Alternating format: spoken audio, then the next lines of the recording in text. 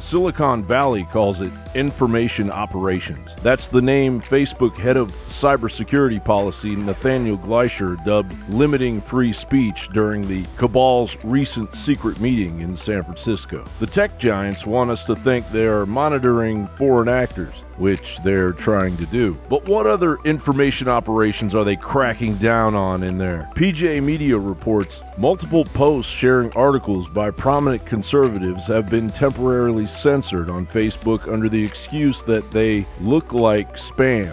Facebook censored the New York Post as Post contributor Selena Zico discovered, quote, "So this is interesting. Facebook took down my post of my reporting for the New York Post. I've received 9 separate messages from readers telling me the same thing has happened to them. What's up, Facebook?"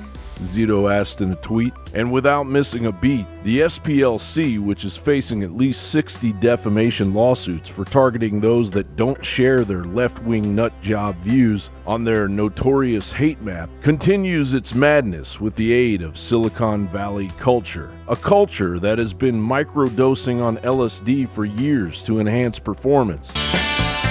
There is a trend now, especially in Silicon Valley, interestingly enough, toward what is known as LSD microdosing.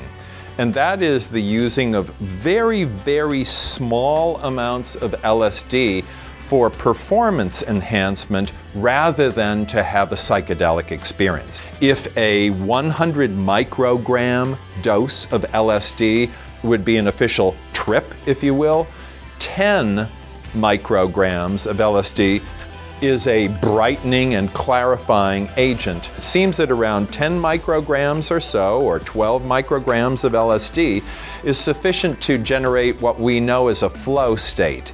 A sense of easily moving through the day, feeling that you have all your faculties with you, enhanced mental clarity, maybe greatly increased sensory acuity. But LSD doesn't continue to work in small doses. And since 2011, the trend is alive and well, as Forbes reports. It seems that the uber-smart 20-something set is looking for a healthy alternative to Adderall, with the motivation being partly driven by a search for the creative and innovative effects from LSD, explains Fadiman. Since he first described the concept of microdosing at a conference in 2011, the number of people experimenting with this technique using LSD has been increasing, he reports. But anyone that has experienced LSD knows overuse eventually leads to mood swings, unwanted hallucinations, distorted thinking, impulsiveness, impaired judgment, and borderline schizophrenia. Hey, don't take those, man.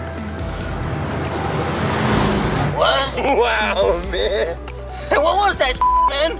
You just ate the most acid I've ever seen anybody eat in my life. Hey, man, I never had no acid before, man. Congratulations, Congress. This is who is currently in charge of our First Amendment. John Bowne reporting.